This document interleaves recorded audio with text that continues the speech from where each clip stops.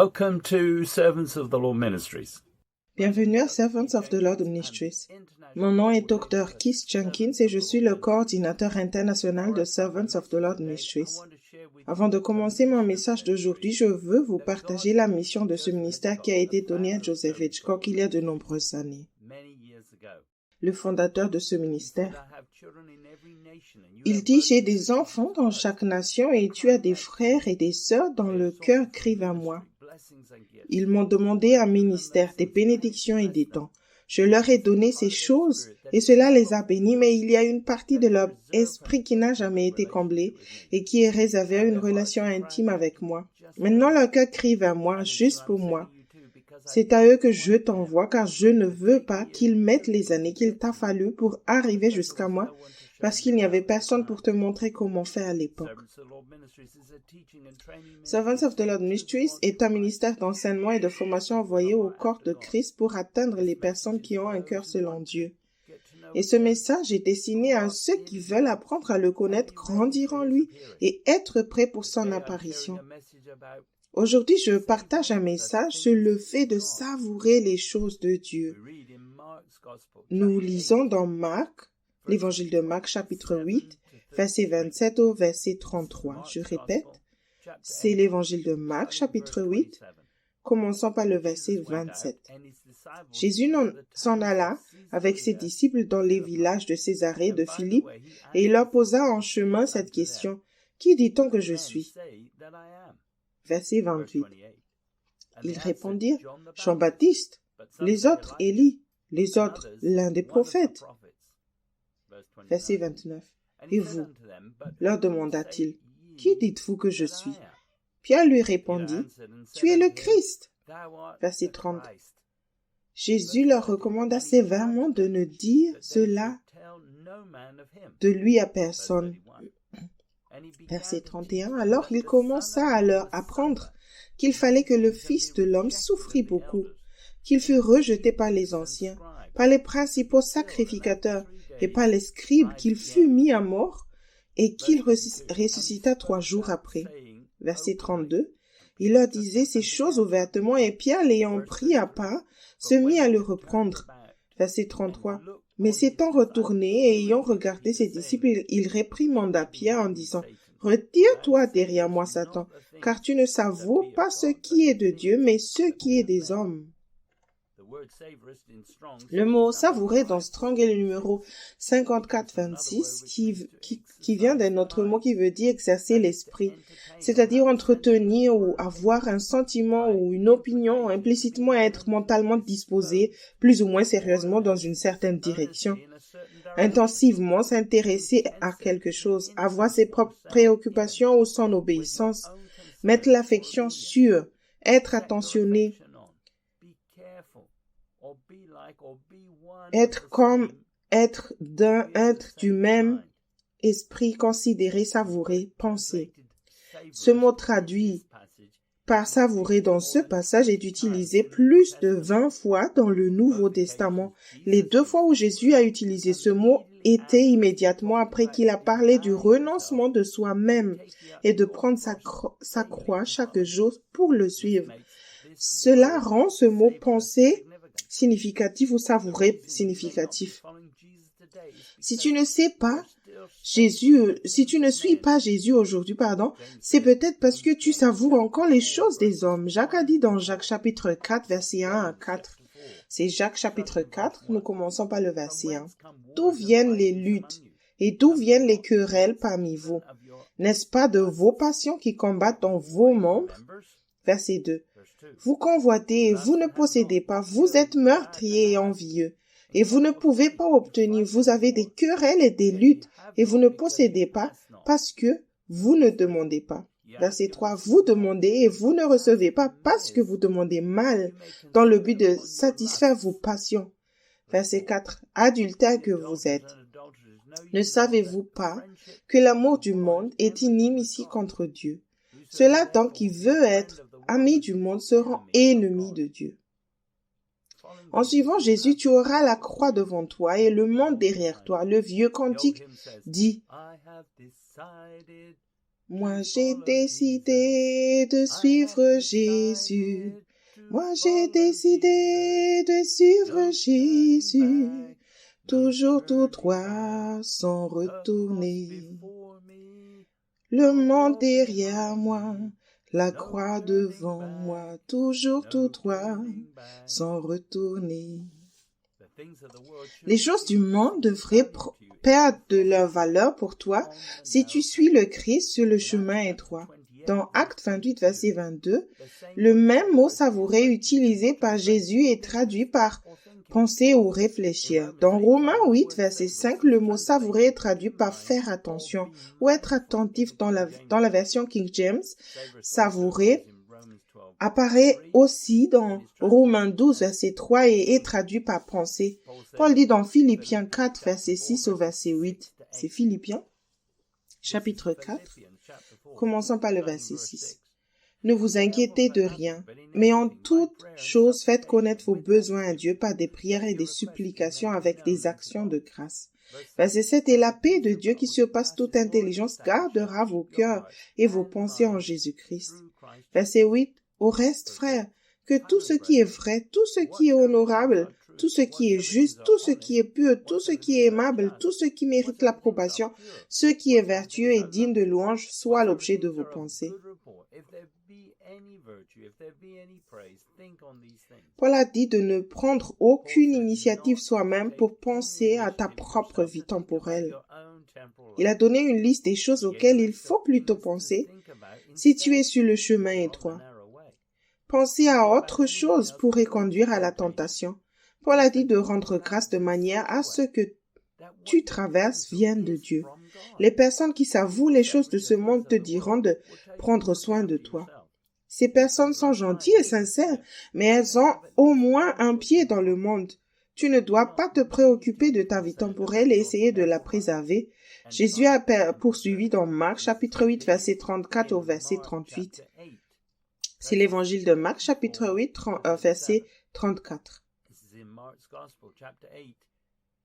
Puis, ayant appelé la foule avec ses disciples, il leur dit, « Si quelqu'un veut venir après moi, il renonce à lui-même, qu'il se charge de sa croix et qu'il me suive. » Verset 35. « Car celui qui voudra sauver sa vie la perdra, mais celui qui perdra sa vie à cause de moi et de la bonne nouvelle la sauvera. » Verset 36. « Et que sert-il à un homme de gagner tout le monde s'il perd son âme? » Verset 37. « Que donnerait un homme en échange de son âme? » Verset 38. « Car quiconque aura honte de moi et de mes paroles au milieu de cette génération adultère et pécheresse, le Fils de l'homme aura aussi honte de lui quand il viendra dans la gloire de son Père avec les saints anges. »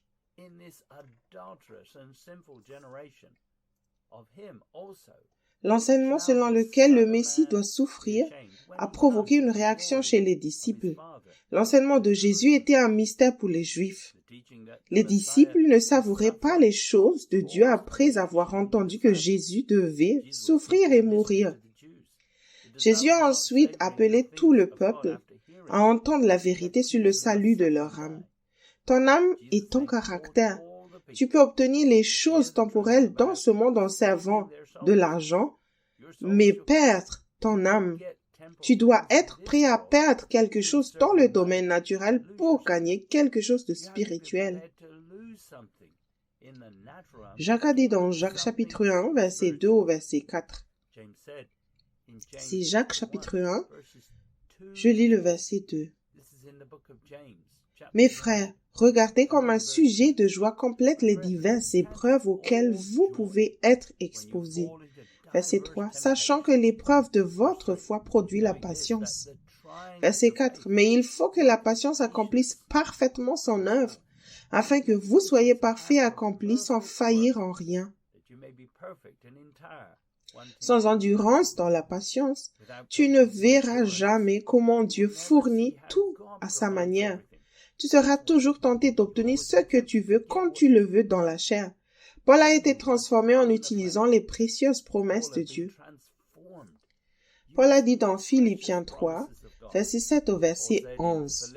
C'est Philippiens, chapitre 3, commençons par le verset 7.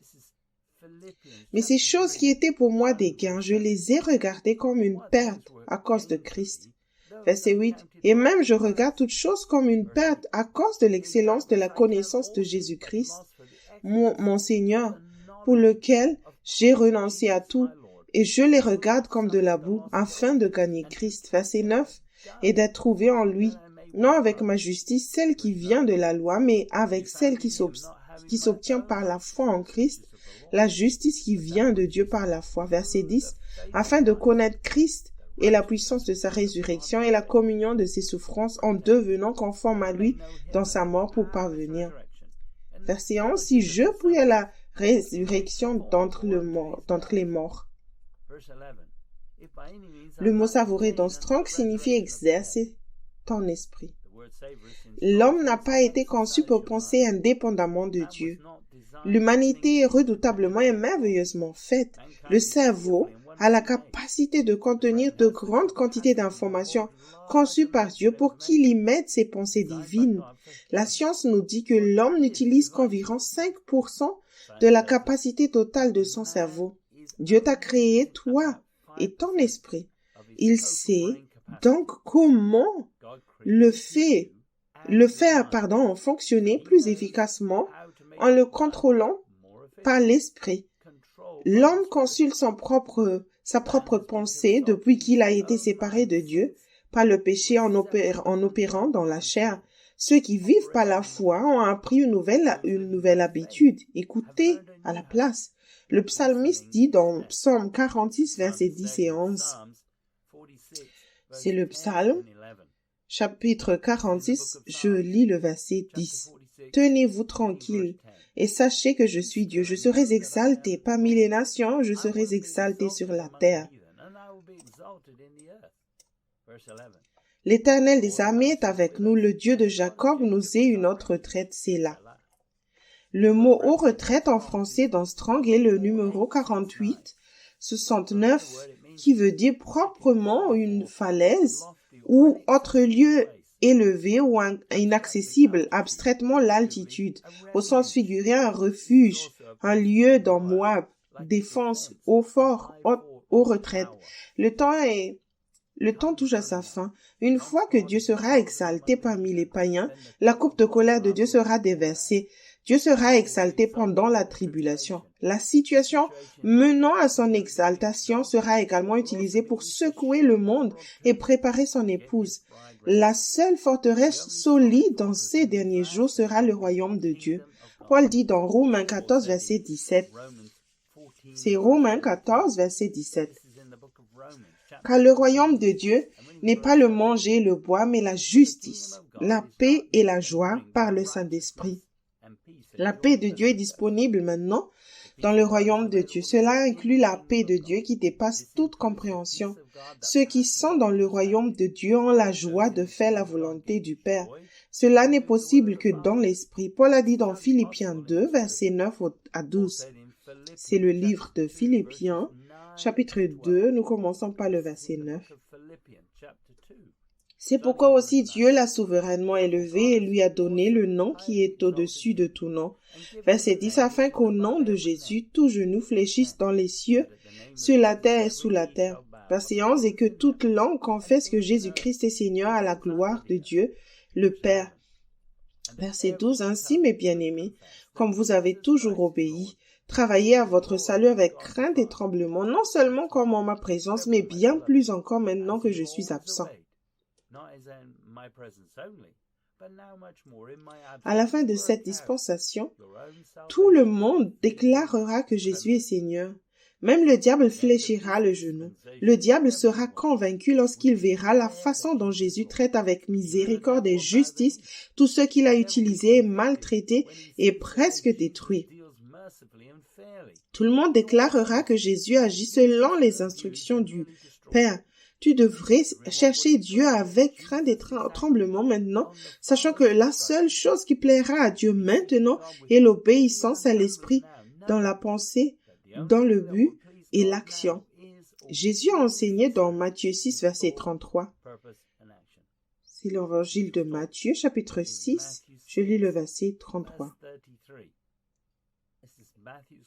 Cherchez premièrement le royaume et la justice de Dieu, et toutes ces choses vous seront données par-dessus. Jésus a expliqué que quiconque ignorait ces paroles était insensé, construisant sa maison sur le sable.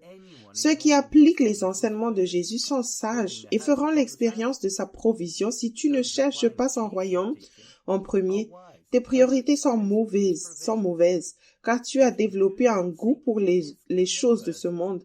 Tu aimes aussi ce que ce monde offre, sans aucune abnégation. Mais c'est un piège, Jacques a dit dans Jacques 3, verset 15 au verset 18. C'est Jacques 3, verset 15.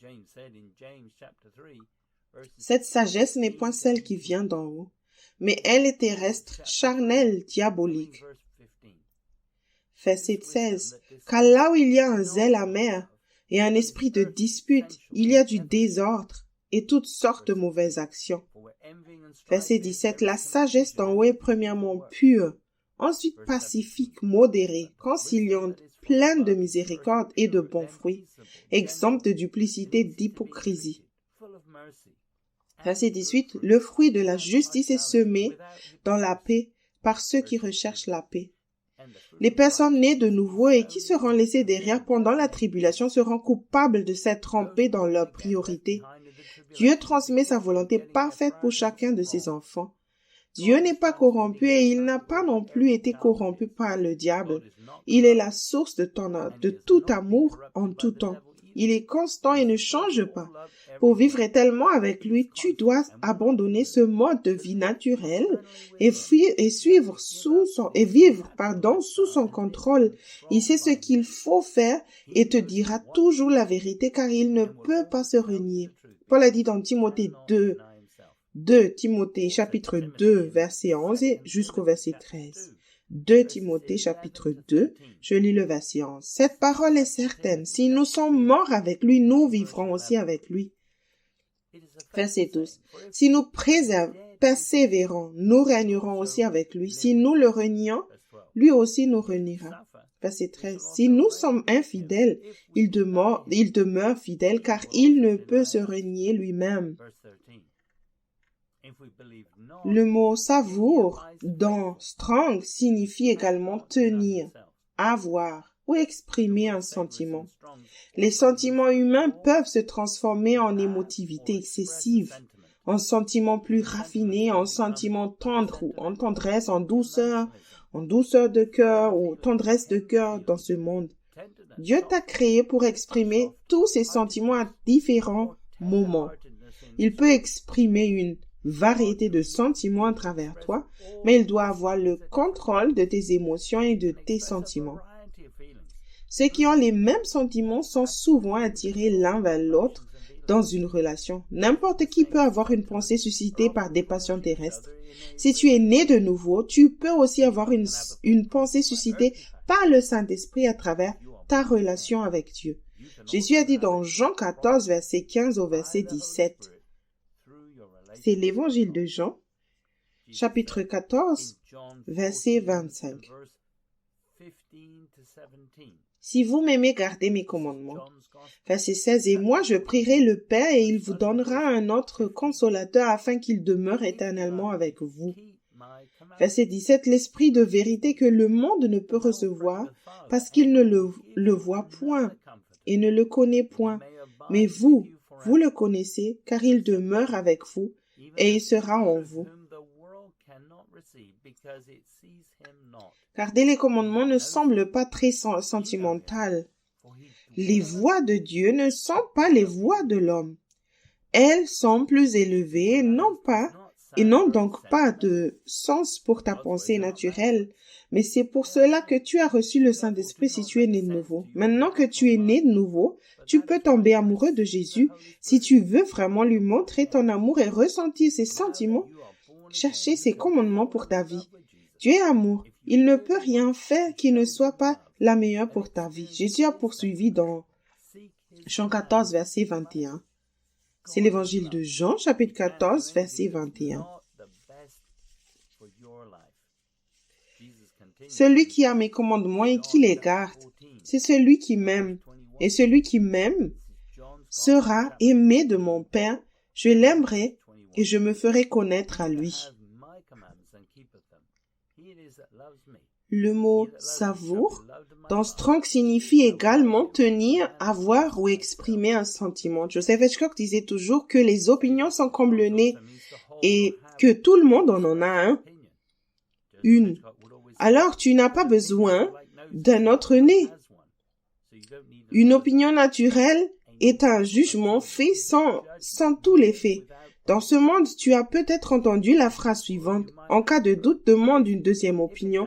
Dans la chair, tu es coupé de Dieu et tu n'as jamais toutes les informations. L'opinion de Dieu est basée sur toutes les informations, mais son jugement sera rendu à la toute fin pour donner à tous les autres le temps de changer et de se repentir avant que ce jour n'arrive. Dans la chair, tu es toujours tenté de faire une supposition ou de présumer. Paul a dit dans 1 Corinthiens 2, versets 15 et 16. C'est 1 Corinthiens chapitre 2, nous commençons par le verset 15. L'homme spirituel, au contraire, juge de tout, et il n'est lui-même jugé par personne. Verset 16. Car qui a connu la pensée du Seigneur pour l'instruire? Or nous avons la pensée de Christ. Ceux qui ont l'esprit du Christ peuvent porter un jugement correct sur tout. Ils ne deviennent pas et n'ont pas d'opinion parce qu'ils écoutent Dieu. Cela n'est disponible qu'en Christ. Ces paroles doivent demeurer en toi et remplacer toutes les opinions que tu as et sont basées sur les médias sociaux et ce que le monde présume être la vérité. Si tu demeures en Christ, tu ne feras rien sans lui. Jésus a dit dans Jean 15, verset 4 au verset 7. C'est l'évangile de Jean, chapitre 15. Nous commençons par le verset 4. Demeurez en moi et je demeurerai en vous. Comme le sarment ne peut de lui-même porter du fruit s'il ne demeure attaché au cep, ainsi vous ne le pouvez non plus, si vous ne demeurez en moi. Verset 5. Je suis le cep, vous êtes les sarments. Celui qui demeure en moi et en qui je demeure porte beaucoup de fruits, car sans moi vous ne pouvez rien faire. Verset 6. Si quelqu'un ne demeure pas en moi, il est jeté dehors, comme le sarment et il sèche. Puis on ramasse les sarments, on les jette au feu et ils brûlent. Verset 7. Si vous demeurez en moi et que mes paroles demeurent en vous, demandez ce que vous voudrez et cela vous sera accordé. Savourer dans Strong signifie être mentalement disposé. Cela signifie être concentré. Tu peux être concentré sur le plan de Dieu ou sur ta propre mission. Si tu veux accomplir la mission de Dieu, tu dois d'abord commencer petit à être fidèle dans les petites choses. Jésus a dit dans Luc chapitre 16 verset 10. C'est l'évangile de Luc chapitre 16. Je lis le verset 10. Celui qui est fidèle dans les moindres choses l'est aussi dans les grandes. Et celui qui est injuste dans les moindres choses l'est aussi dans les grandes. Pour être fidèle, tu devrais répondre de nombreuses fois à l'incitation intérieure du Saint-Esprit. Contrôlé par l'Esprit, tu pourrais te précipiter pour faire quelque chose car tu sens une urgence dans l'Esprit. Quelqu'un d'autre pourrait te demander pourquoi tu te précipites autant. Contrôlé par l'Esprit, ton ancienne vie est morte. Tu ne penses pas ou ne t'inquiètes pas de tes propres besoins. Tu es paisible à l'intérieur, mais en état d'alerte. Paul a dit dans Colossiens 3, versets 2 et 3. C'est Colossiens chapitre 3. Je lis le verset 2. Affectionnez-vous aux choses d'en haut et non à celles qui sont sur la terre. Verset 3. Car vous êtes morts et votre vie est cachée avec Christ en Dieu. Savourer dans Strong signifie aussi que tu as un intérêt intense pour quelque chose. Paul était passionné par l'Évangile. Cela faisait partie de sa relation avec Dieu. Tu peux aussi avoir un intérêt intense pour quelque chose de divin ou quelque chose de mondain. Tu vois des personnes dévouées à une activité qui n'est que temporelle sans Dieu. Cela peut même être de l'autisme. Dieu peut utiliser tout et n'importe quoi si cela fait partie de son plan pour servir les autres. Jésus parlait à ses propres disciples et a dit dans Matthieu 10, versets 40 et 41. C'est l'évangile de Matthieu, chapitre 10, et nous commençons par le verset 40. Celui qui vous reçoit me reçoit, et celui qui me reçoit reçoit celui qui m'a envoyé. Verset 41, celui qui reçoit un prophète en qualité de prophète recevra une récompense de prophète, et celui qui reçoit un juste en qualité de juste recevra une récompense de juste. Nous ne servons pas Dieu pour être récompensés, mais il y a des récompenses pour ceux qui servent Dieu fidèlement avec un désir intense pour Dieu et les choses de Dieu. Enoch a consacré toute sa vie à ne faire que plaisir à Dieu. Paul a dit dans Hébreux 11, versets 5 et 6. C'est Hébreux chapitre 11, je lis le verset 5. C'est par la foi qu'Enoch fut enlevé pour qu'il ne vît point la mort, et qu'il ne parut plus parce que Dieu l'avait enlevé, car avant son enlèvement, il avait reçu le témoignage qu'il était agréable à Dieu. Verset 6. Or, sans la foi, il est impossible de lui être agréable, car il faut que celui qui s'approche de Dieu croit que Dieu existe et qu'il est le rémunérateur de ceux qui le cherchent. Savourer les mauvaises choses affectera ton obéissance quotidienne. Si tu savoures toujours les choses du monde, tu cesseras de demander à Dieu et tu finiras par retourner à la chair. Tu peux écouter une mauvaise voix qui te dira ce que tu veux entendre. Ne pense pas que tout le monde reçoit les mêmes récompenses. Ce que tu fais maintenant a une incidence sur ce que tu obtiendras dans l'éternité. Dans la Bible amplifiée, édition classique, Marc, chapitre 8, verset 34 au verset 38 dit: Et Jésus appela à lui la foule et ses disciples et leur dit: Si quelqu'un veut venir après moi, qu'il renonce à lui-même, c'est-à-dire qu'il oublie, qu'il ignore, qu'il renie, qu'il perde de vue sa personne et ses propres intérêts, et qu'il prenne sa croix, et qu'il se joigne à moi comme disciple et prend parti pour moi, qu'il me suive continuellement en s'attachant fermement à moi. Car quiconque veut sauver sa vie, c'est-à-dire supérieure, spirituelle, éternelle, la perdra. La vie inférieure, naturelle, temporelle, qui n'est vécue que sur terre.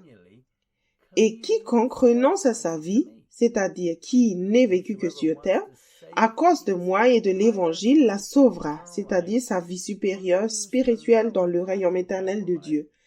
Car que sert à un homme de gagner le monde entier et de perdre sa vie dans le royaume éternel de Dieu?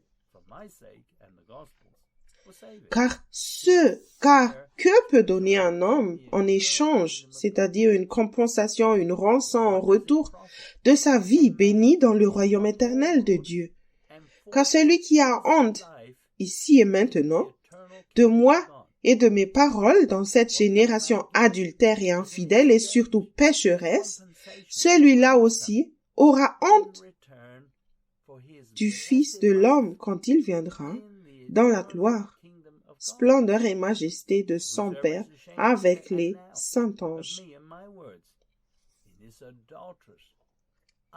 Tu peux voir de belles choses dans la création et commencer à croire que le monde n'est pas si mauvais. Cependant, Jésus a décrit cette dernière génération comme étant pécheresse et adultère. Ceux qui, dans l'Église, ont un pied dans le monde commettent un adultère spirituel. Les disciples utilisaient leur tête et ne pouvaient pas voir une grande différence entre la vie supérieure de Jésus et la vie inférieure proposée par les pharisiens. Et il allait devenir très clair que les pharisiens ainsi qu'Hérode n'étaient que des marionnettes du diable afin de clouer Jésus sur la croix. Jésus a posé une question simple aux disciples. Les disciples ont répondu et Jésus leur a posé une deuxième question. Avant que quiconque ne parle, Pierre a déclaré que Jésus est le Christ, le Fils de Dieu vivant. Pierre a observé tant de miracles à la suite de Jésus et n'a pas pu résister à la conclusion que Jésus était vraiment Dieu manifesté en chair et qu'il procédait du Père. Il a vu comment Jésus ne se conformait en aucune façon à ce monde. Pierre n'a pas laissé ses propres opinions l'empêcher d'entendre et de déclarer la vérité. Jean a dit, dans 1 Jean chapitre 5 verset 9 au verset 10. C'est l'épître de Jean, 1 Jean 5 verset 9.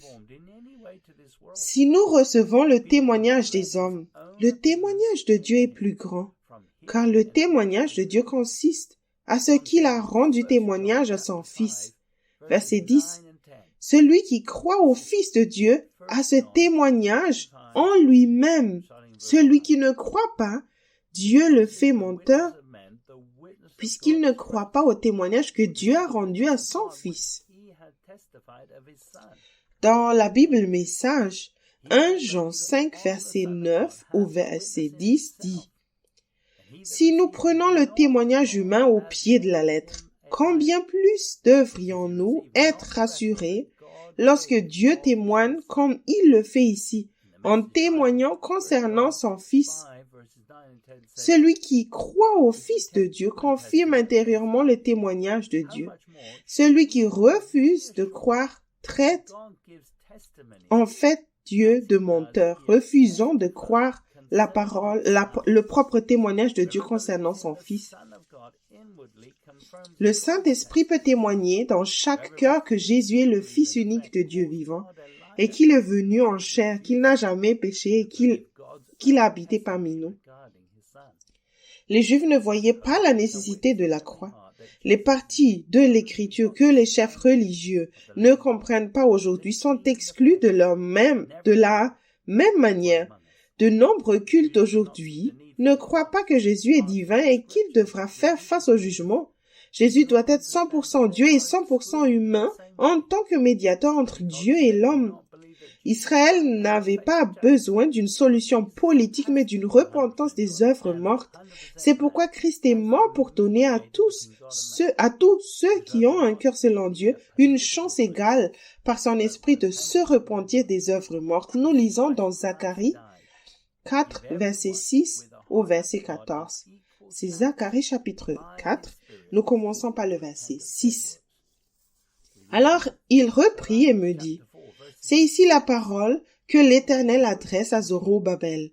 Ce n'est ni par la puissance ni par la force, mais c'est par mon esprit, dit l'Éternel des armées. » Verset 7. « Qui es-tu, grand montagne, devant Zorobabel? Tu seras aplani. Il posera la pierre principale au milieu des acclamations. Grâce, grâce pour elle. » Verset 8.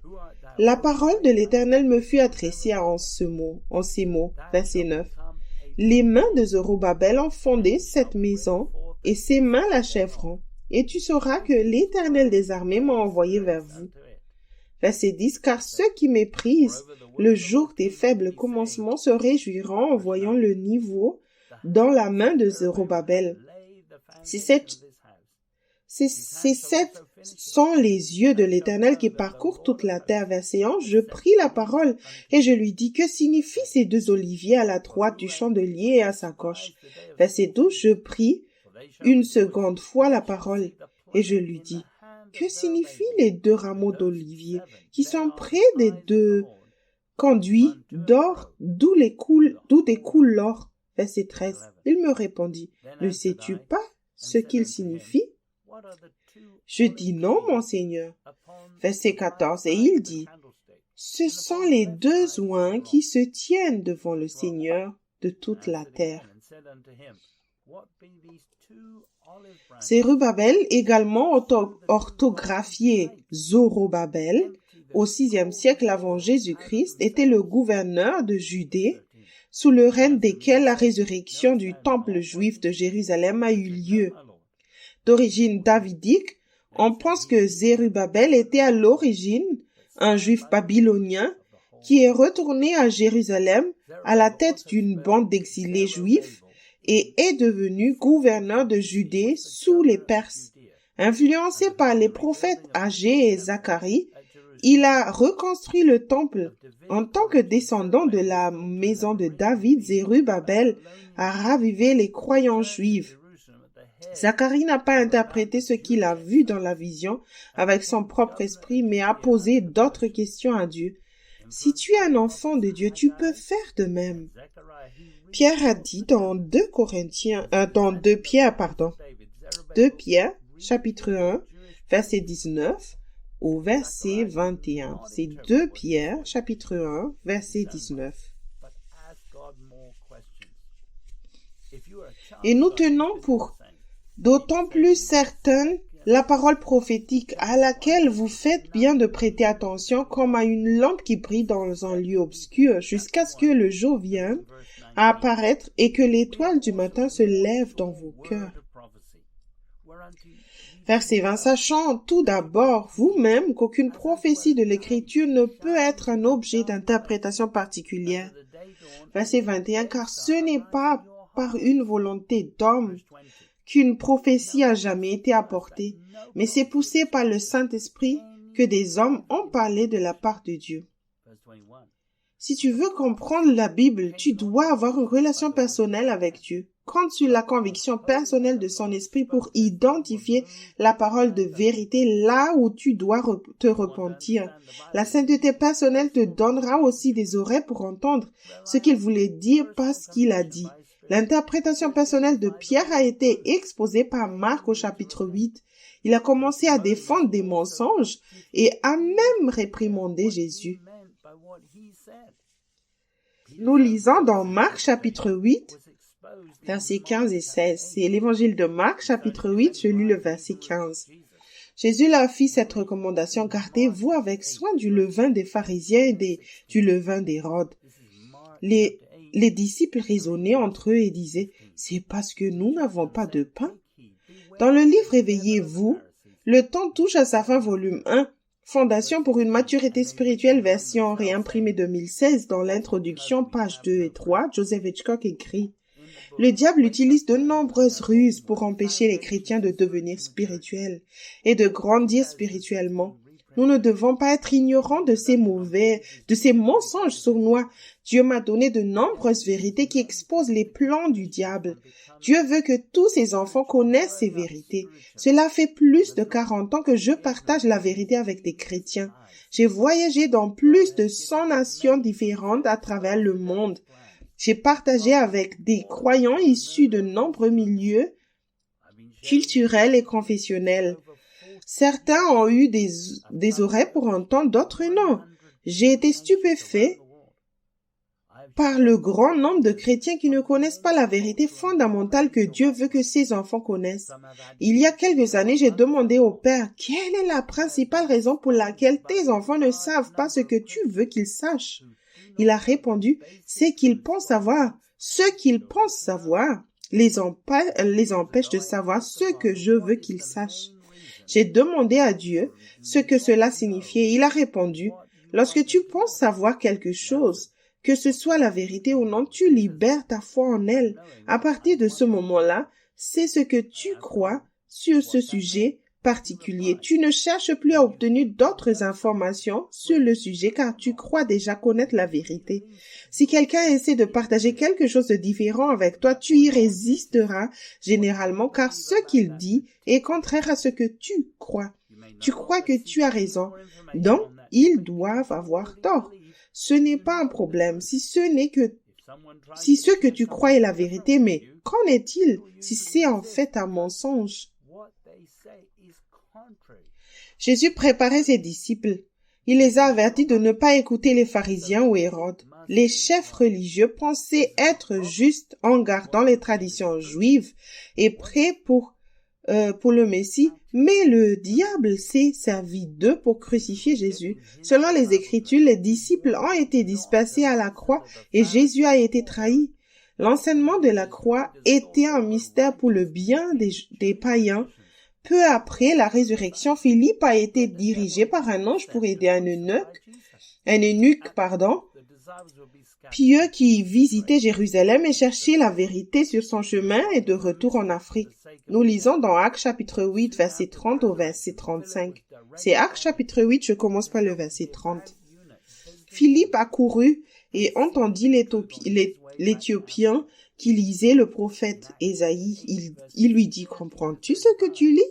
Verset 31, il répondit: comment le pourrais-je si quelqu'un ne me guide? Et il invita Philippe à monter et à s'asseoir avec lui. Verset 32. Le passage de l'Écriture qu'il lisait était celui-ci: il a été mené comme une brebis à la boucherie, et comme un agneau muet devant celui qui le tend, il n'a point ouvert la bouche. Verset 33. Dans son humiliation, son jugement a été levé. et sa postérité qui la dépeindra, car sa vie était retranchée de la terre. Verset 34, l'eunuque dit à Philippe, je te prie, de qui le prophète parle-t-il ainsi? Est-ce de lui-même ou de quelqu'un d'autre? Alors Philippe, ouvrant la bouche et commençant par ce message, lui annonça la bonne nouvelle de Jésus. Tout mensonge que tu as cru être la vérité et qui a été exposé par l'esprit de vérité est la preuve que dans le passé, tu utilisais ta tête pour essayer d'atteindre la vérité. Tu as dû résister à la conviction du Saint-Esprit si tu étais né de nouveau à ce moment-là. Ta pensée charnelle n'acceptera qu'une version diabolique de la vérité qui correspond à tes désirs personnels. Ceux qui sont dans la chair ont une interprétation privée spéciale des Écritures ou des prophéties. Salomon a dit dans Proverbe 14, versets 12 et 13. C'est Proverbe chapitre 14, je lis le verset 12. Telle voie paraît droite à un homme, mais son issue, c'est la voie de la mort. Verset 13. Au milieu même du rire, le cœur peut être affligé et la joie peut finir par la détresse. Ceux qui sont dans l'église sur un chemin qui semble juste deviennent religieux et attristés. Bientôt l'expression de leur visage donne l'impression qu'ils ont mangé un citron ou qu'ils ont besoin, qu'ils ont été baptisés dans du jus de citron. Paul a dit dans 1 Corinthiens 2, versets 13 et 14, c'est 1 Corinthiens 2, je lis le verset 13. Et nous en parlons non avec des discours concernant la sagesse humaine, mais avec ceux concernant l'esprit, employant un langage spirituel pour les choses spirituelles. Verset 14. Mais l'homme animal ne reçoit pas les choses de l'esprit de Dieu, car elles sont une folie pour lui, et il ne peut les connaître parce que c'est spirituellement qu'on en juge. Pour plus d'informations sur la bonne méthode d'apprentissage dans l'Église, consulte le livre Sainte Doctrine de Joseph Hitchcock. Les dénominations de l'Église sont divisées par les mensonges à travers ceux qui utilisent leur raisonnement humain pour essayer de comprendre les Écritures.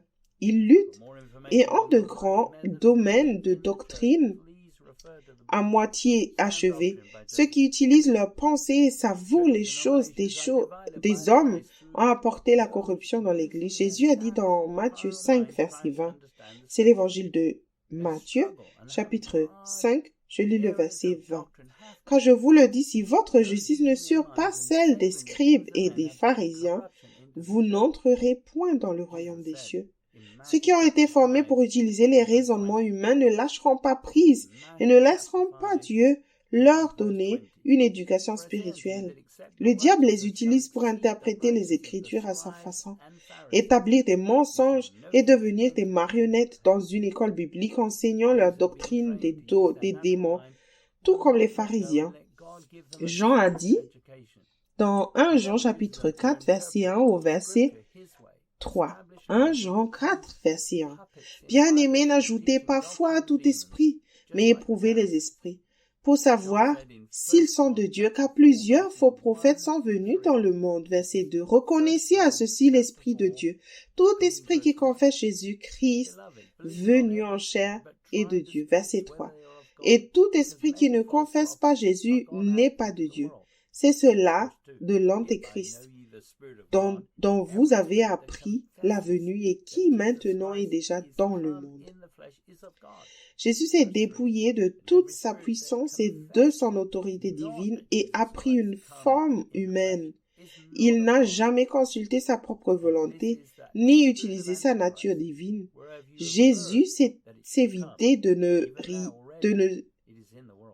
et ne s'est appuyé que sur ce que le Père a dirigé par l'intermédiaire du Saint-Esprit et rien de plus.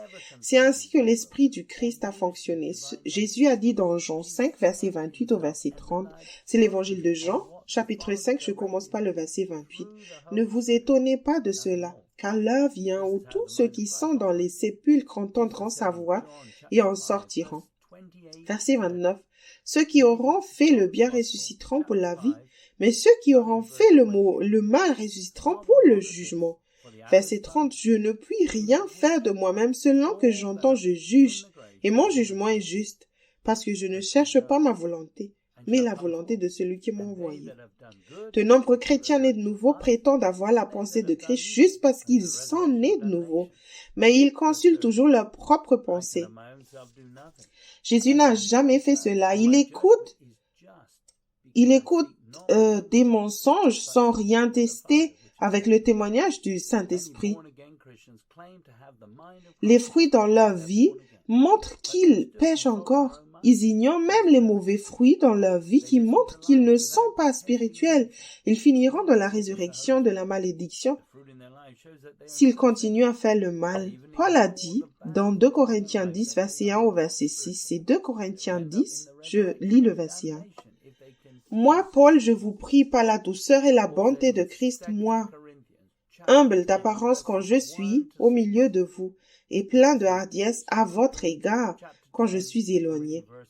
Verset 2. Je vous prie, lorsque je serai présent, de ne pas me forcer à recourir avec assurance à cette hardiesse dont je me propose d'user contre quelqu'un qui nous regarde comme marchant selon la chair. Verset 3. Si nous marchons dans la chair, nous ne combattons pas selon la chair. Verset 4. Car les armes avec lesquelles nous combattons ne sont pas charnelles, mais elles sont puissantes par la vertu de Dieu pour renverser des forteresses. Verset 5. Nous renversons les raisonnements et toute hauteur qui s'élève contre la connaissance de Dieu et nous amenons toute pensée captive à l'obéissance de Christ. Verset 6. Nous sommes prêts aussi à punir toute désobéissance lorsque votre obéissance sera complète.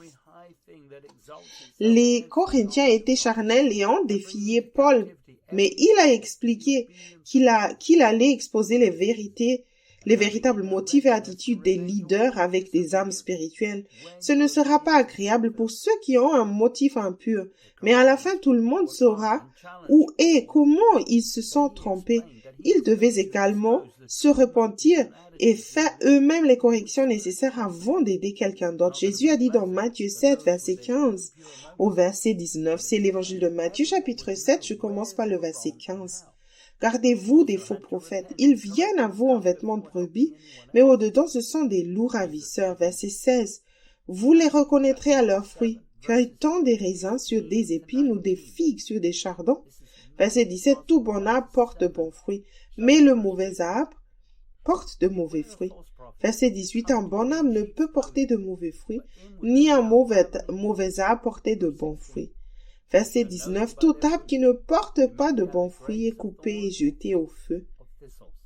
Dans la Bible, le message Matthieu 7, verset 15 à 19 dit: Méfiez-vous des faux prédicateurs qui sourient beaucoup, dégoulinant de sincérité pratiquée.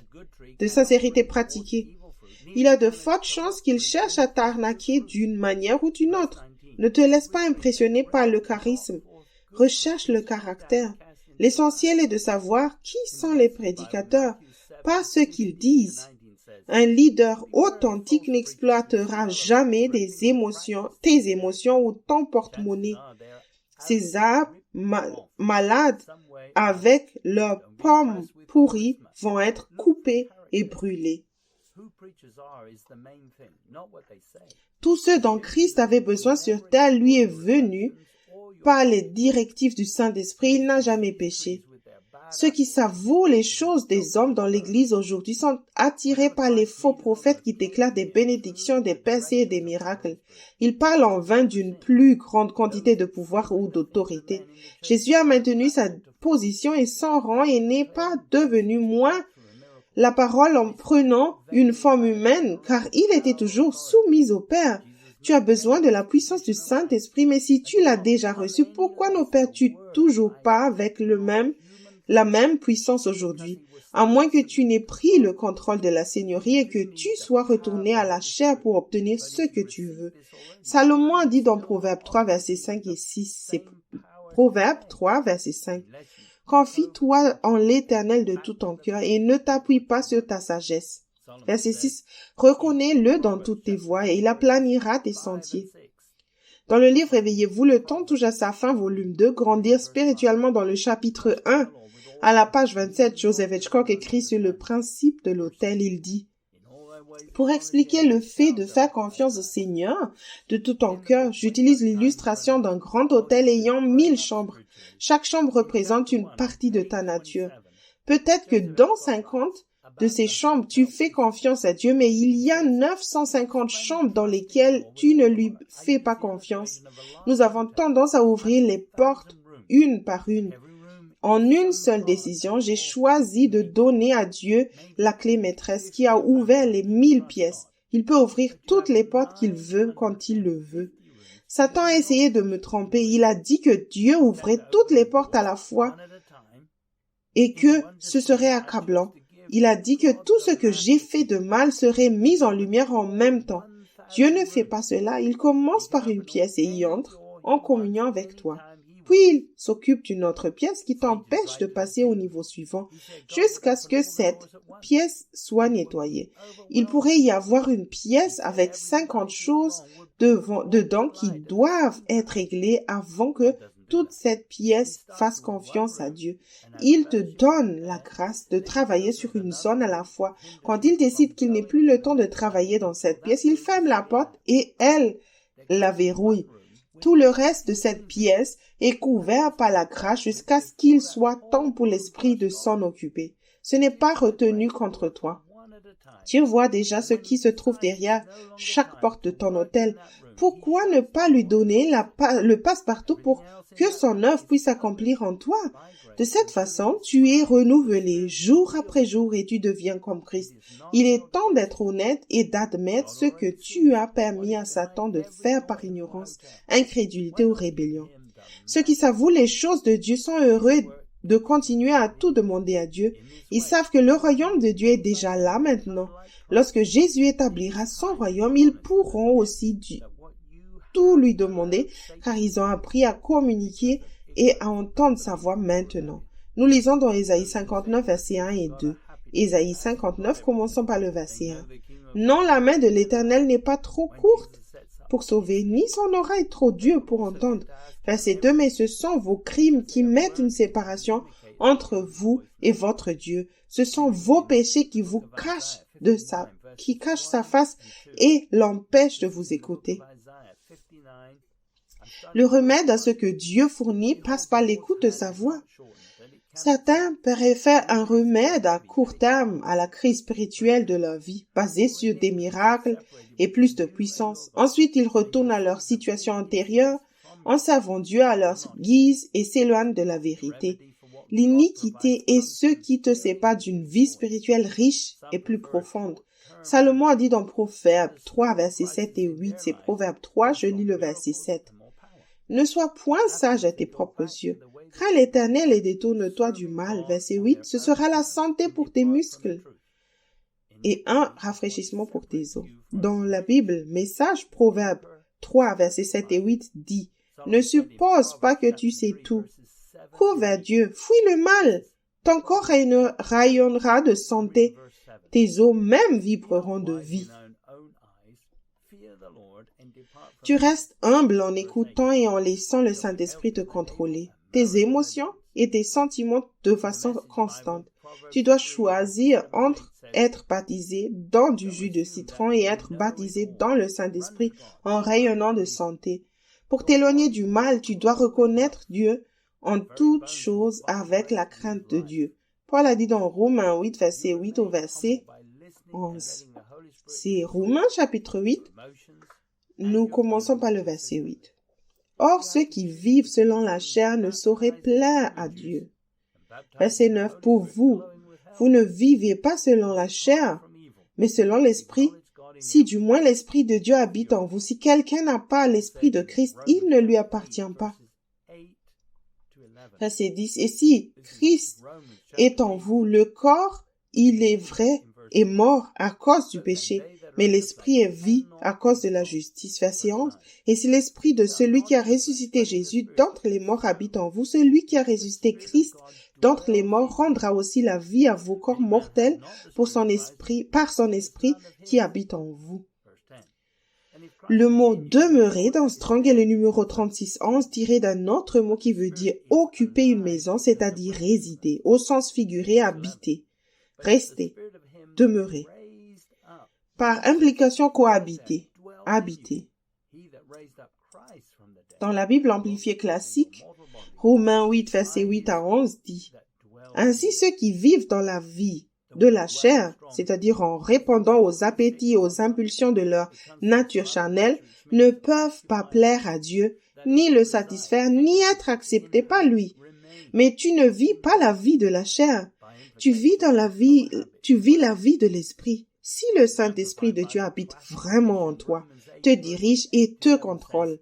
Mais si quelqu'un ne possède pas l'Esprit Saint du Christ, il n'est pas de lui. Il n'appartient pas au Christ.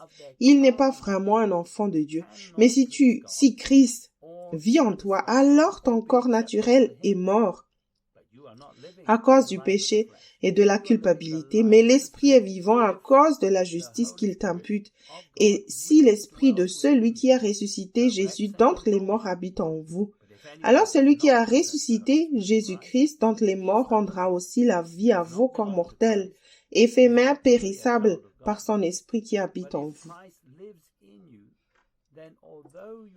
L'esprit peut être en toi, mais ne pas habiter en toi depuis que tu es né de nouveau. S'il habite en toi, il vit aussi en toi. Il détient la responsabilité, te contrôle et tu lui es soumis. Ta vie deviendra chaque jour plus semblable à celle de Christ avec l'esprit qui te contrôle. Tu demanderas à Dieu comment faire les tâches les plus simples avec la crainte de Dieu. Dans la Bible, message Romains 8, verset 9 à 11 dit, « Mais si Dieu lui-même a pris domicile dans ta vie, tu peux difficilement penser plus à toi qu'à lui. Bien sûr, toute personne qui n'a pas accueilli ce Dieu invisible, mais clairement présent, l'Esprit du Christ ne saura pas de quoi nous parlons. Mais pour toi qui l'accueilles, en qui il habite, même si tu connais encore toutes les limites du péché, tu expérimentes toi-même la vie selon les termes de Dieu et il est logique, n'est-ce pas, que si le Dieu vivant et présent qui a ressuscité Jésus d'entre les morts entre dans ta vie, il fera la même chose en toi que ce qu'il a fait en Jésus en te rendant vivant à lui-même. Lorsque Dieu vit et respire en toi, et il le fait aussi sûrement qu'il l'a fait en Jésus, tu es délivré de cette vie morte. Avec son esprit qui vit en toi, ton corps sera aussi vivant que celui de Christ. Le Saint-Esprit a été donné à ceux qui se sont repentis des œuvres mortes afin qu'ils puissent suivre Christ de manière efficace. Il n'a pas été donné à tous ceux qui l'appellent Seigneur. Seul Dieu connaît la décision qui se trouve dans le cœur d'un homme. Ceux qui le suivent ne savent pas les choses de l'homme, mais plutôt les choses de Dieu. Paul a dit à Timothée dans 2 Timothée chapitre 1, verset 12 au verset 14. C'est 2 Timothée chapitre 1, je commence par le verset 12. Et c'est à cause de cela que je souffre ces choses, mais j'en ai point honte, car je sais en qui j'ai cru, et je suis persuadé qu'il a la puissance de garder mon dépôt jusqu'à ce jour-là. Verset 13. Retiens dans la foi et dans la charité qui est en Jésus-Christ le modèle des saintes paroles que tu as reçues de moi. Verset 14. Garde le bon dépôt par le Saint-Esprit qui habite en nous. Tu devras te passer de certaines choses pour suivre Christ, mais ce sont des choses que tu ne peux de toute façon pas emporter avec toi. Il décide de ce que tu as besoin maintenant et de ce que tu peux faire par grâce. Quelque chose dans cette vie à laquelle tu t'accroches est comme une porte encore fermée au Saint-Esprit. Il est préférable d'être sur le chemin étroit sans rien qui t'empêche de faire confiance à Dieu de tout ton cœur. Le Saint-Esprit qui habite en toi est une garantie de ton héritage éternel maintenant. Jean dit dans 2 Jean chapitre 1 verset 2. À cause de la vérité qui demeure en nous et qui sera avec nous pour l'éternité. L'Esprit devrait avoir toute la liberté de convaincre, de contester et de changer ce qu'il veut en toi en tant que maître de ta vie. Chaque domaine de repentance doit être traité. Si tu confesses et dis à Dieu ce que tu as fait et pourquoi tu l'as fait, cela ouvre la porte à Dieu. Tant que la conviction est encore là, il te montrera par la grâce, par la foi, au moyen de la foi, comment Satan est entré par ton cœur dur et mauvais et incrédule. Paul a dit dans Ephésiens 4, verset 30 au verset 32, Ephésiens chapitre 4, je lis le verset 30. « N'attristez pas le Saint-Esprit de Dieu par lequel vous avez été scellés pour le jour de la rédemption. » Verset 31, « Que toute amertume, toute animosité, toute colère, toute clameur, toute calomnie et toute espèce de méchanceté disparaissent du milieu de vous. » Verset 32, « Soyez bons les uns envers les autres, à compatissant, vous pardonnant réciproquement, comme Dieu vous a pardonné en Christ. » Tous ceux qui sont nés de nouveau ne seront pas prêts pour son avènement parce qu'ils n'ont pas écouté et ne sont pas soumis au Saint-Esprit maintenant. Le Saint-Esprit est là pour que tu puisses faire la volonté parfaite de Dieu. Tu peux blâmer Dieu et les autres pour tes propres défauts, mais ils sont le résultat du retour à la chair qui prend les décisions en utilisant ton propre raisonnement et ta propre compréhension. Le Saint-Esprit est un sceau que tu as reçu en toi lorsque tu as accepté que tu lui appartiens. Tu as obtenu ce sceau en faisant le Seigneur, en le faisant Seigneur, et tu as accepté de continuer à suivre Christ jusqu'au dernier jour. Paul a dit dans Galates 5, verset 13 au verset 16, c'est Galates 5, je lis le verset 13. Frères, vous avez été appelés à la liberté, seulement ne faites pas de cette liberté un prétexte de vivre selon la chair, mais rendez-vous par l'amour serviteur les uns des autres. Verset 14, car toute la loi est accomplie dans une seule parole. Dans celle-ci, tu aimeras ton prochain comme toi-même. Verset 15, mais si vous mordez et vous dévorez les uns les autres, prenez garde que vous ne soyez détruits les uns par les autres. Verset 16. Je dis donc, marchez selon l'esprit et vous n'accomplirez pas les désirs de la chair. Dans le livre Réveillez-vous, le temps touche à sa fin, volume 3, Maturité spirituelle au chapitre 1, sur Maturité spirituelle, page 9, Joseph Hitchcock écrit, « J'ai constamment obéi à Galates 5, 16. Je dis donc ceci, marchez selon l'esprit et vous n'accomplirez pas la convoitise de la chair. » C'était l'objectif de Paul et c'était mon objectif. Si tu veux devenir spirituellement mature, cela doit être ton objectif. Ma chair s'est affaiblie au point qu'elle n'avait plus de pouvoir de m'empêcher d'obéir au Seigneur. Elle ne m'a pas ralenti. Puis finalement, elle n'avait plus sa place en moi. J'ai pu marcher dans les principes du royaume et grandir dans le Seigneur. Suis-je parfait? Absolument pas. Mais je passe très peu de temps dans la chair. Si je fais une erreur, je me réponds rapidement. Je demande au Seigneur de me montrer comment Satan et ma chair ont pu m'égarer. Je demande une révélation divine sur la façon d'éviter de refaire cette erreur. Je ne veux pas que ma chair ait un quelconque pouvoir sur moi. Alors je maintiens l'attitude que ma chair est l'ennemi. Pour tuer la chair, tu dois entrer en Christ en t'humiliant et en confessant ton péché. Tu passeras par un châtiment pour éliminer les mauvais fondements en toi. Chaque leçon que tu apprends par la conviction t'aidera à marcher de manière cohérente dans l'esprit. Ceux qui sont doués par la repentance ont fermé les portes au diable et portent à sa place la mûre de lumière qu'ils ont acquise. Si tu cherches encore les choses de ce monde, tu ne croiras pas que la chair est ton ennemi. Si tu ne tues pas la chair, tu refuses à Christ la place qui lui revient. Nous lisons dans Jean chapitre 6, verset 60 jusqu'au verset 71. C'est l'évangile de Jean chapitre 6. Je commence par le verset 60. Plusieurs de ses disciples, après l'avoir entendu dire « Cette parole est dure, qui peut l'écouter ?»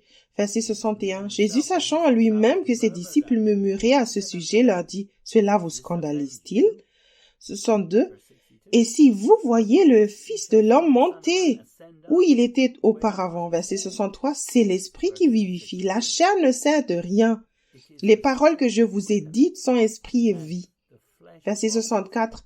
Mais il en est parmi vous quelques-uns qui ne croient point, car Jésus savait dès le commencement qui étaient ceux qui ne croyaient point et qui était celui qui le livrait. Verset 65. Et il ajouta, c'est pourquoi je vous ai dit que nul ne peut venir à moi si cela ne lui a été donné par le Père. Verset 66. Dès ce moment, plusieurs de ses disciples se retirèrent et ils n'allaient plus avec lui. Verset 67. Jésus donc dit aux 12, et vous, ne voulez-vous pas aussi vous en aller? Verset 68. Simon-Pierre lui répondit, Seigneur, à qui irons-nous? Tu as les paroles de la vie éternelle. Verset 69. Et nous avons cru et nous avons connu que tu es le Christ, le Saint de Dieu. Verset 70. Jésus leur répondit, n'est-ce pas moi qui vous ai choisi, vous les 12, et l'un de vous en est un démon. Verset 71. Il parlait de Judas Iscariote, fils de Simon, car c'était lui qui devait le livrer, lui l'un des 12. Dans le livre Réveillez-vous, le temps touche à sa fin, volume 1, Fondation pour une maturité spirituelle, dans le chapitre 1 sur comment débuter, aux pages 21 et 22, Joseph Hitchcock écrit. Beaucoup d'enfants de Dieu ne s'occupent jamais de sa seigneurie pour la même raison que beaucoup ont arrêté de suivre Jésus lorsqu'il était sur la terre. La prédication de Jésus n'avait pas de sens pour leur pensée naturelle, et ils ne voulaient pas le suivre car cela semblait trop difficile. Jean 6, versets 60 à 66. Mais les disciples ont choisi de lui faire confiance et de lui obéir, et ils sont devenus des héros de la foi. Je te donne donc, que feras-tu? Je te demande, que feras-tu? Les disciples ont reconnu que Jésus disait la vérité. Cependant, ceux qui savaient les choses des hommes ont cessé de suivre Jésus. Ils n'aimaient pas les paroles dures. Ils ont préféré garder leurs opinions ouvertes avec les chefs religieux. Ce sont ceux que Jésus a choisis qui étaient prêts à le suivre à Jérusalem à ce moment-là, car ils n'aimaient pas le monde. Jean a dit dans 1 Jean 2, verset 15 au verset 16, c'est 1 Jean, chapitre 2, je lis le verset 15. N'aimez point le monde, ni les choses qui sont dans le monde. Si quelqu'un aime le monde, l'amour du Père n'est point en lui. Verset 16. Car tout ce qui est dans le monde, la convoitise de la chair, la convoitise des yeux et l'orgueil de la vie ne vient point du Père, mais vient du monde. Verset 17. Et le monde passe, et sa convoitise aussi. Mais celui qui fait la volonté de Dieu demeure éternellement. Dieu t'a donné la grâce et tout ce dont tu as besoin en Jésus-Christ. Il veut que tu utilises cette grâce pour vivre dans l'esprit. Il se peut que tu fasses des erreurs et que tu finisses par retourner dans la chair, mais tu peux te repentir. Alors tu ne feras pas deux fois la même erreur. Les disciples ont rapporté leurs erreurs dans les évangiles pour ton bien. Jésus a dit dans Jean 17, verset 15 au verset 17, c'est l'évangile de Jean, chapitre 17, je lis le verset 15. Je ne te prie pas de les ôter du monde, mais de les préserver du mal. Verset 16. Ils ne sont pas du monde, comme moi je ne suis pas du monde. Verset 17. Sanctifie-les par ta vérité. Ta parole est la vérité.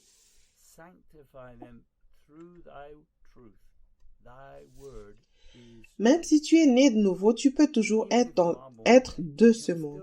Judas avait gardé ses options ouvertes avec les chefs religieux et est parti trahir Christ. Jésus a prié pour que le reste de ses disciples soient préservés du mal. Jésus priait aussi pour que ses disciples aient plus de temps pour se repentir et être sanctifiés par la vérité. La parole de vérité et non les Écritures écrites est la parole que Dieu utilise pour te convaincre et changer ta vie personnellement. Paul a aussi dit à Timothée dans 2 Timothée, chapitre 2, versets 15 et 16.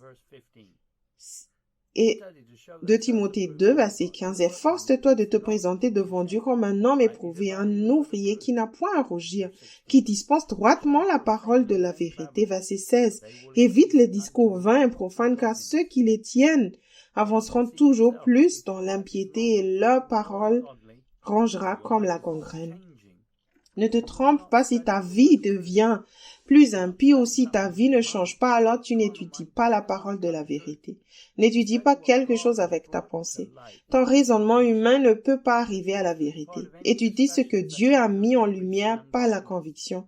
Refuse de participer à des discussions qui conduisent à une augmentation de l'impiété dans ta vie ou dans celle des autres membres de l'Église.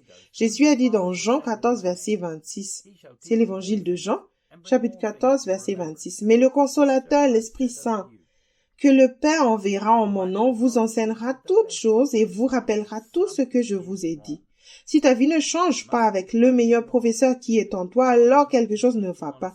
Tu dois être en train d'endurcir ton cœur. Dieu ne se contente pas d'enseigner sur un sujet pour nous donner plus d'informations. Il connaît le domaine le plus important sur lequel tu dois travailler maintenant. Tout le monde a besoin de se repentir pour grandir spirituellement. Utilise un cahier et note aussi les versets des Écritures qui te reviennent à l'esprit.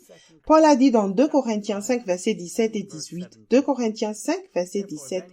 Si quelqu'un est en Christ, il est une nouvelle créature. Les choses anciennes sont passées. Voici toutes choses sont devenues nouvelles. Verset 18. Et tout cela vient de Dieu qui nous a réconciliés avec lui par Christ et qui nous a donné le ministère de la réconciliation.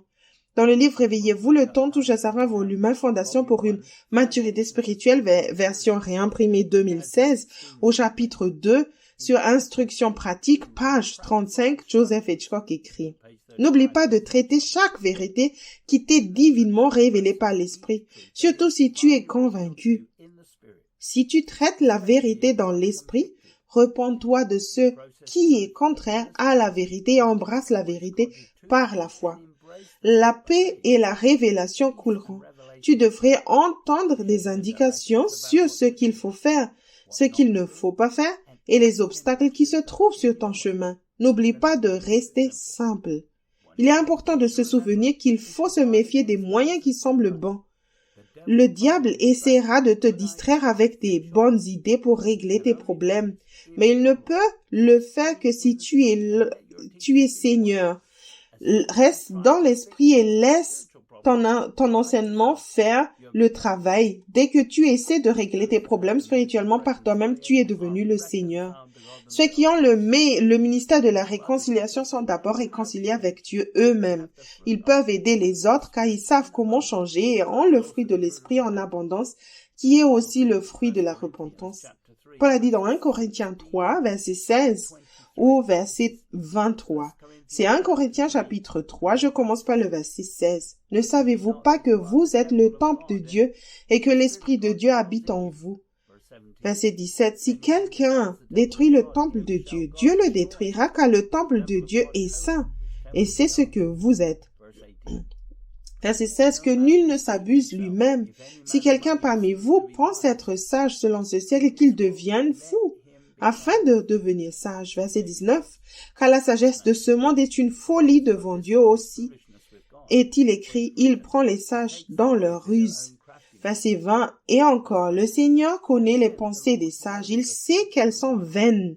Verset 21. Que personne donc ne mette sa gloire dans des hommes, car tout est à vous. Verset 22. Soit Paul, soit Apollos, soit Céphas, soit le monde, soit la vie, soit la mort, soit les choses présentes, soit les choses à venir. Verset 23. Tout est à vous. Et vous êtes à Christ. Et Christ est à Dieu.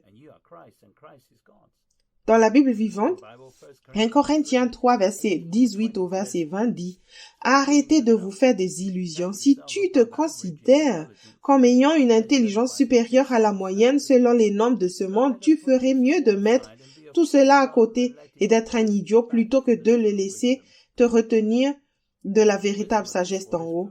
Car la sagesse de ce monde est une folie pour Dieu, comme il est dit dans le livre de Job. Dieu utilise la propre brillance de l'homme pour le piéger. Il trébuche sur sa parole, sur sa propre sagesse et tombe. Et encore, dans le livre des psaumes, il nous est dit que le Seigneur sait parfaitement comment l'esprit humain raisonne et à quel point il est insensé et futile. Alors ne sois pas fier de suivre les sages de ce monde, car Dieu t'a déjà donné tout ce dont tu as besoin. Il t'a donné Paul, Apollos, et Pierre pour t'aider. Il t'a donné le monde entier à utiliser et la vie et même la mort sont tes serviteurs. Il t'a donné tout le présent et tout l'avenir.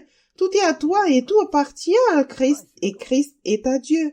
Tu obtiendras l'aide dont tu as besoin auprès de ceux qui suivent le Christ sur le chemin étroit. Celui qui n'a pas d'opinion et qui est dépourvu de suggestions est le sage que Dieu peut utiliser dans sa main. Plus tu es Dieu, moins il peut en faire. Il veut la gloire pour ce qu'il fait.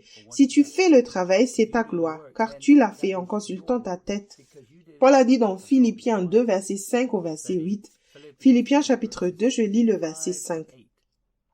Ayant en vous les sentiments qui étaient en Jésus-Christ. Verset 6. Lequel, existant en forme de Dieu, n'a point regardé comme une proie arrachée d'être égal à Dieu.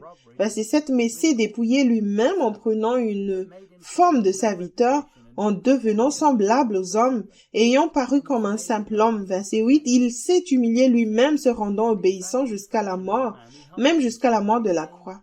Jésus s'est vidé et a été obéissant jusqu'à la mort et a obtenu le pouvoir dont il avait besoin en se soumettant à Dieu. Cela semble très insensé pour la pensée charnelle, mais tu dois changer ta façon de penser. Jésus avait le même pouvoir et la même autorité au début qu'il avait lorsqu'il a pris forme humaine, parce qu'il était toujours soumis au Père par l'intermédiaire du Saint-Esprit. Ce même pouvoir et cette même autorité sont à ta disposition lorsque tu deviens un sacrifice vivant. Paul a dit dans Romains 12, verset 1 au verset 3. C'est Romains 12, je lis le verset 1. Je vous exhorte donc, frères, par les compassions de Dieu, à offrir vos corps comme un sacrifice vivant, saint, agréable à Dieu, ce qui sera de votre part un culte raisonnable. Verset 2. Ne vous conformez pas au siècle présent, mais soyez transformés par le renouvellement de l'intelligence, afin que vous discerniez quelle est la volonté de Dieu, ce qui est bon, agréable et parfait. Verset 3. Par la grâce qui m'a été donnée, je dis à chacun de vous de n'avoir pas de lui-même une trop haute opinion, mais de revêtir les sentiments modestes selon la mesure de foi que Dieu a départie à chacun. Dans la Bible Message, Romains 12, 1 verset 1 à 3 dit, « Alors voici ce que je veux que tu fasses, Dieu t'aidant. Prends ta vie de tous les jours ordinaires, ta vie pour dormir, manger, aller au travail et te promener, et place-la devant Dieu comme une offrande. Embrasser ce que Dieu fait pour toi est la meilleure chose que tu puisses faire pour lui. Ne t'adapte pas à ta culture au point de t'y fondre sans même y penser. Au lieu de cela, fixe ton attention sur Dieu. Tu seras changé de l'intérieur. Reconnais facilement ce qu'il attend de toi et réponds-y rapidement. Contrairement à la culture qui t'entoure, qui t'entraîne toujours vers son niveau d'immaturité, Dieu fait ressortir le meilleur de toi, développe en toi une maturité bien formée. Il y a des leçons faciles et des leçons plus difficiles. Tu peux éprouver toutes choses avec ou sans paix. Beaucoup ne sont pas prêts à grandir spirituellement si cela implique de la souffrance. Ils se trompent en pensant que la souffrance n'est pas nécessaire parce qu'ils ont peur de souffrir, même si Christ a souffert. En même temps, les croyants charnels sont prêts à souffrir pour obtenir ce qu'ils veulent par la chair. Jésus pouvait entendre clairement son Père. Le Père a répondu à tous ses besoins et il a tenté, mais n'a jamais péché. Si tu comprenais le plan de Dieu pour ta propre vie avec ta pensée charnelle, tu le gâcherais et tu ferais quelque chose dans la chair. Nous lisons dans Matthieu 11, verset 25. C'est l'évangile de Matthieu, chapitre 11. Je lis le verset 25. En ce temps-là, Jésus prit la parole et dit, Je te loue, Père, Seigneur du ciel et de la terre, de ce que tu as caché ces choses aux sages et aux intelligents et de ce que tu les as révélées aux enfants. L'intelligence des sages et des prudents échoue, car ils ne peuvent pas arriver à la vérité avec leur raisonnement humain. Ils se fient à ce qu'ils peuvent voir et à ce qui a du sens pour leur raison. Jésus a dit à ses disciples dans Jean 16, verset 13, « Quand le Consolateur sera venu, l'Esprit de vérité, il vous conduira dans toute la vérité, car il ne parlera pas de lui-même, mais il dira tout ce qu'il aura entendu et il vous annoncera les choses à venir. » Savoir ce qui va se passer avant est supérieur. Dieu peut voir la fin dès le début et son esprit te dirigera en fonction de ce qu'il peut voir dans le futur. Cependant, l'homme n'accepte pas le témoignage de Dieu. Ceux qui sont nés de Dieu et restent humbles peuvent reconnaître quand quelque chose n'est pas la vérité et ne suivront pas. Dans la Bible vivante, Matthieu 11, verset 25 dit, « Et Jésus a fait cette prière, Ô Père Seigneur du ciel et de la terre, merci de cacher la vérité à ceux qui se croient si sages et de la révéler aux petits-enfants. » Tu n'as pas la grâce d'écouter tout ce que les autres disent, sauf si le Seigneur le permet. Reste humble et écoute Dieu et il te donnera la grâce de reconnaître la vérité. Le Saint-Esprit témoignera si quelque chose vient de Dieu et s'affligera si c'est du diable. Paul a dit dans Galates 3, verset 1 au verset 4, c'est Galates 3, je lis le verset 1. Ô Galates dépourvus de sens, qui vous a fasciné, vous, aux yeux de qui Jésus-Christ a été peint comme crucifié. Verset 2. Voici seulement ce que je veux apprendre de vous. Est-ce par les œuvres de la loi que vous avez reçu l'Esprit ou par la prédication de la foi? Verset 3. Êtes-vous tellement dépourvus de sens après avoir commencé par l'Esprit? Voulez-vous maintenant finir par la chair? Verset 4. Avez-vous tant souffert en vain? Si toutefois c'est en vain. Tu peux commencer dans l'esprit avec un fondement de base, mais cela doit inclure la repentance des œuvres mortes et la foi envers Dieu. Continue à travailler à ton salut en obéissant à l'esprit et tu auras une justice par la foi.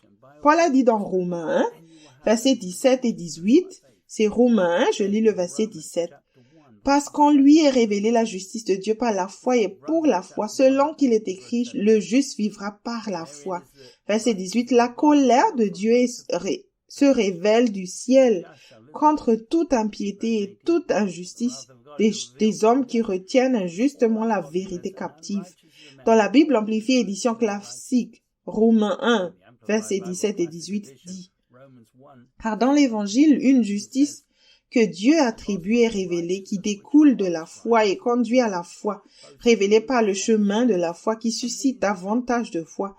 Comme il est écrit, l'homme qui par la foi est juste et droit, vivra et vivra par la foi. Car la colère sainte et l'indignation de Dieu se révèlent du ciel contre toute impiété et toute injustice des hommes qui, dans leur méchanceté, répriment et entravent la vérité et la rendent inopérante. Dès que tu te déplaces dans la chair, tu fais obstacle à la vérité pour toi et les autres en étant un mauvais exemple. Tu feras trébucher les autres. C'est méchant d'entraver la vérité pour atteindre ton but et satisfaire tes désirs dans ce monde.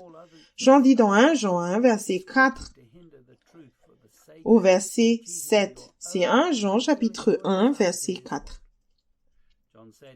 Et nous écrivons ces choses afin que notre joie soit parfaite. Que votre joie soit parfaite.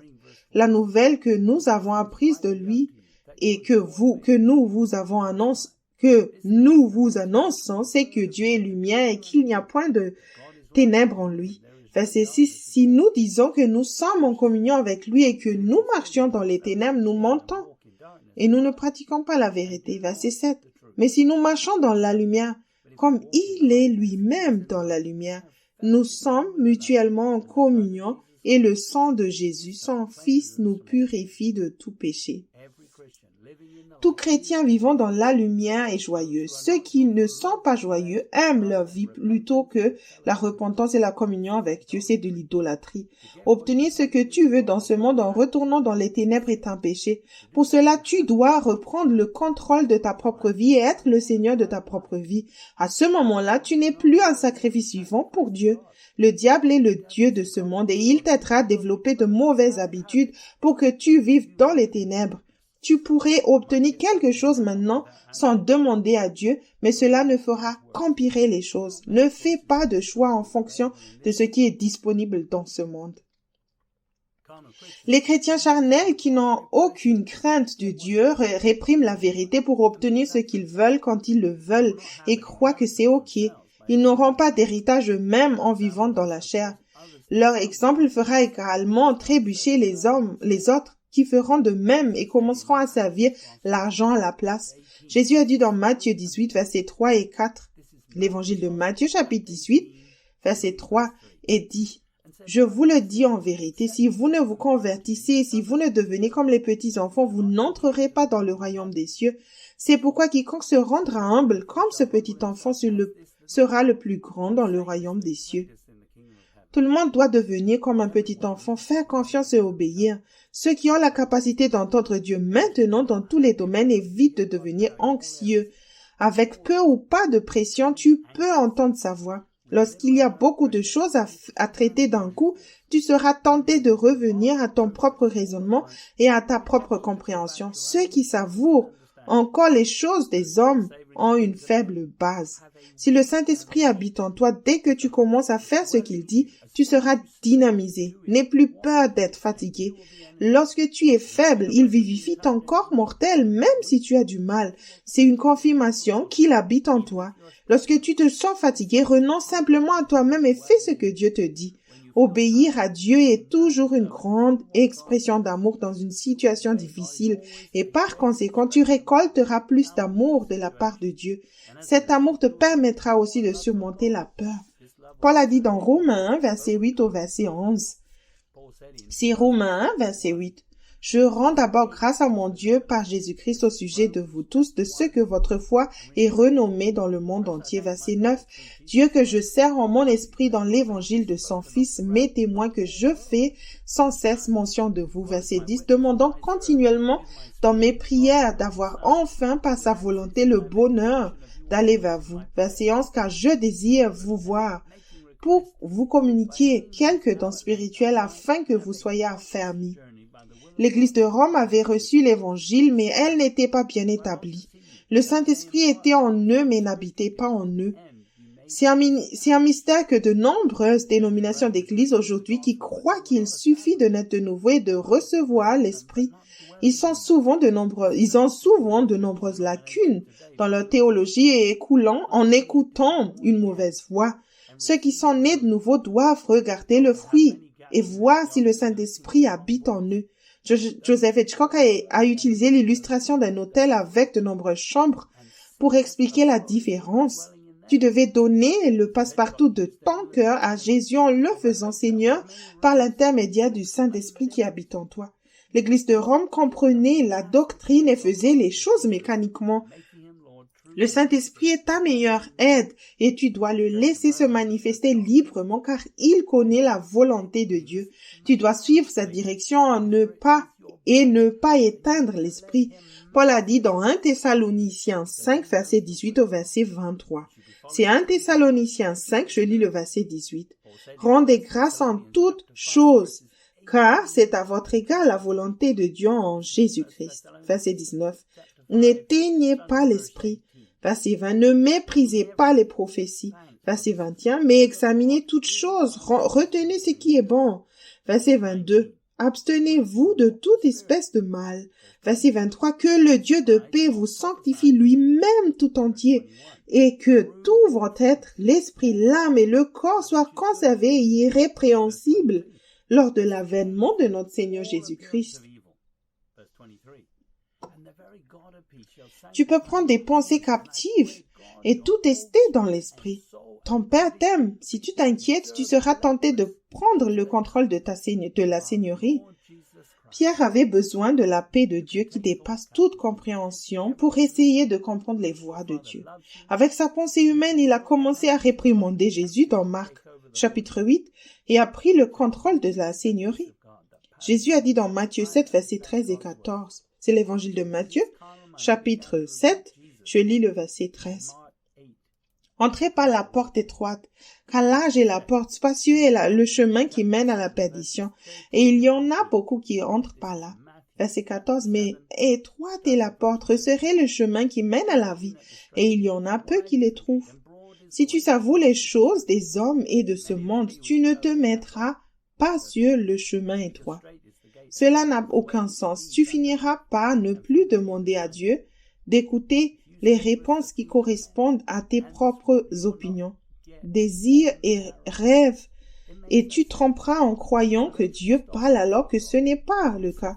Les prédicateurs ajustent la parole de Dieu pour l'adapter à leur propre doctrine ou à celle de leur propre dénomination. Ne suppose pas qu'une personne qui a un doctorat en théologie est mature. Ceux qui sont matures ont le fruit de leur renoncement à eux-mêmes et de leur prise de croix quotidienne.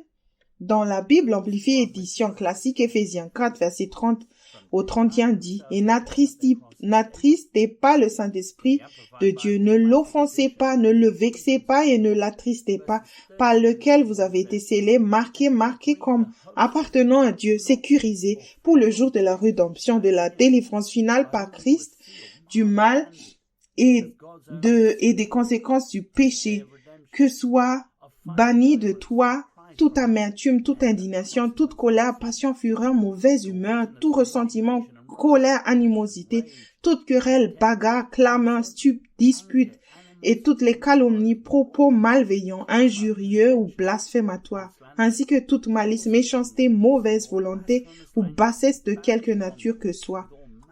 Tu ne perds pas le Saint-Esprit quand tu entres dans la chair, mais au contraire, il s'afflige parce que tu es à nouveau le Seigneur de ta propre vie. Paul a parlé à l'église d'Éphèse d'être prêt pour le retour de notre Seigneur Jésus-Christ. Ce chagrin de l'esprit, pour commencer, dès que tu penses à faire quelque chose qui ne vient pas du Seigneur, c'est parce qu'il voit la fin dès le début. Il commence aussi à s'affliger lorsque nous avons des sentiments et des opinions du monde. Paul a dit dans Romains 8, verset 1, c'est Romains 8, verset 1, « Il n'y a donc maintenant aucune condamnation pour ceux qui sont en Jésus-Christ. » Il n'y a pas de condamnation en Jésus-Christ. Le chagrin que tu éprouves est la preuve que tu as le sceau de Dieu. Que toute amertume et toute colère soient bannies de toi avec toute malice. Si tu as de la haine dans ton cœur ou ton esprit ou de l'amertume, Dieu te résiste. Arrête et pardonne à ceux qui ont péché contre toi. L'église d'Éphèse ne s'est pas repentie et a fini par perdre son premier amour. Il savourait déjà les choses du monde. Éphèse était une ville portuaire menant aux 7 autres églises d'Asie. Leur vie était devenue compliquée car ils essaient de servir deux maîtres. Jésus a dit dans Matthieu 19, verset 23 au verset 26. C'est l'évangile de Matthieu, chapitre 19, je lis le verset 23. Jésus dit à ses disciples, « Je vous le dis en vérité, un riche entrera difficilement dans le royaume des cieux. » Verset 24, « Je vous le dis encore, il est plus facile à un chameau de passer par le trou d'une aiguille qu'à un riche d'entrer dans le royaume de Dieu. » Verset 25. Les disciples, ayant entendu cela, furent très étonnés et dirent, « Qui peut donc être sauvé ?» Verset 26. Jésus leur regarda et leur dit, « Aux hommes cela est impossible, mais à Dieu tout est possible. » Le Saint-Esprit est à l'intérieur parce que tu as accepté que Jésus-Christ soit ton propriétaire.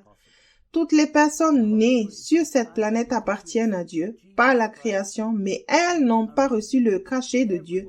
Au moment du salut, tu aurais dû te repentir des œuvres mortes et recevoir la propriété de Dieu sur ta vie par le biais du Saint-Esprit. Au moment du salut, tu aurais dû éliminer la colère et l'amertume de ta vie. La colère et l'amertume sont la preuve que tu ne t'es pas repenti d'avoir fait des œuvres mortes. Le fait que tu parles mal est un manque d'amour, mais cela sera résolu lorsque tu commenceras à faire ce qu'il veut et que tu recevras l'amour dont tu as besoin. Paul a dit dans Hébreux 6, verset 1, « C'est pourquoi laissons les éléments de la parole de Christ tendant à ce qui est parfait, sans poser de nouveau le fondement du renoncement aux œuvres mortes. » Les mauvaises œuvres t'aideront à identifier les œuvres mortes, mais il se peut que tu fasses encore des œuvres mortes qui sont bonnes, mais qui ne viennent pas de Dieu. Dans le ministère, nous disons que le bien est l'ennemi du meilleur. Tu dois t'examiner en fonction du fruit de l'esprit. Dans les derniers jours, la grâce va augmenter pour ceux qui servent les autres par amour et non pour satisfaire les désirs de la chair. Dieu n'a pas besoin de la compréhension ou des ressources humaines pour accomplir son propre plan pour ta vie. Tes ressources peuvent même entraver le plan de Dieu.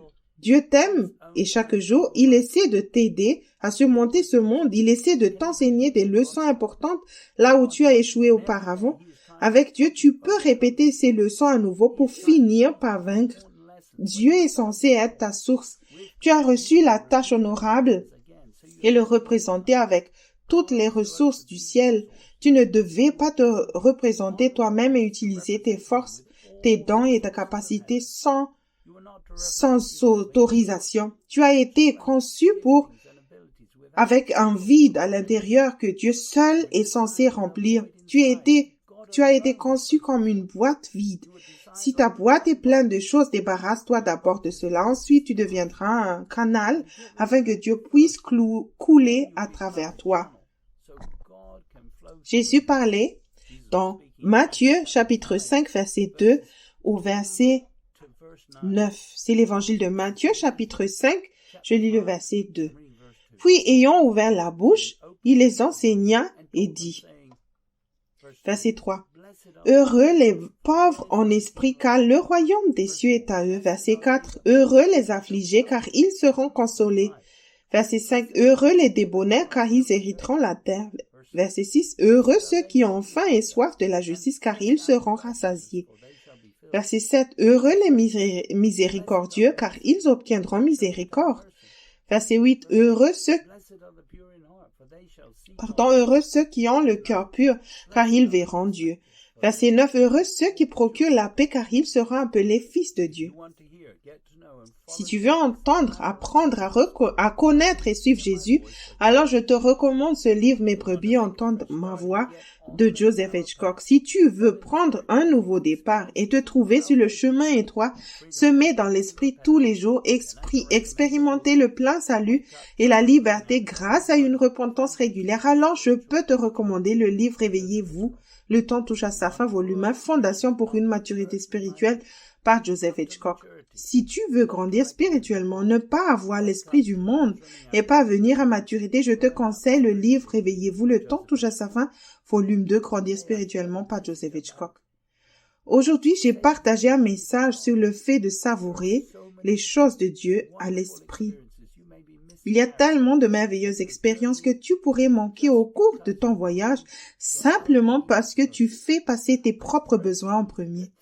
Je prie pour que Dieu ait touché ton cœur à travers ce message et qu'il t'ait fait comprendre qu'il y a plus en apprenant à lui faire confiance de ton cœur, en ouvrant les domaines qui ont besoin de lui. Tu peux facilement reconnaître ces domaines par le fait que le Saint-Esprit s'afflige en toi.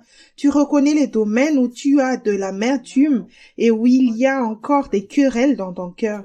Utilise maintenant cette possibilité par la grâce de Dieu, non seulement pour reconnaître, admettre et confesser ces domaines, mais aussi pour demander à Dieu de te montrer ce qui doit changer. Il le sait et tu peux commencer à étudier et à t'examiner dans ces domaines et te repentir. Je t'encourage maintenant à saisir toutes les opportunités que la grâce de Dieu t'offre. Père Céleste, je prie pour tous ceux qui entendent ce message afin que tu puisses toucher leur cœur, que tu fasses revivre le message et les choses qu'ils ont entendues dans leur esprit et aide-les à grandir spirituellement, apprendre de toi chaque jour. Au nom précieux de Jésus, Amen. Que Dieu te bénisse d'avoir écouté. Tu trouveras un résumé des passages bibliques utilisés dans le message d'aujourd'hui sous la vidéo, soit en toutes lettres, soit via un lien vers un site web. Tu trouveras nos coordonnées à la fin de ce message. Nous serons heureux d'avoir de tes nouvelles. Que Dieu te bénisse et merci de nous avoir écoutés.